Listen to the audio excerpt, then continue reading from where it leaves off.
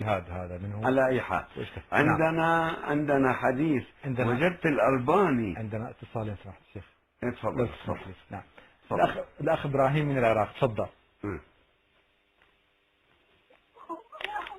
السلام عليكم. عليكم السلام ورحمة الله. السلام عليكم. عليكم السلام، أهلا وسهلا. شلونك شيخنا؟ الله يحفظك ويعزك. الله ينور وجهك.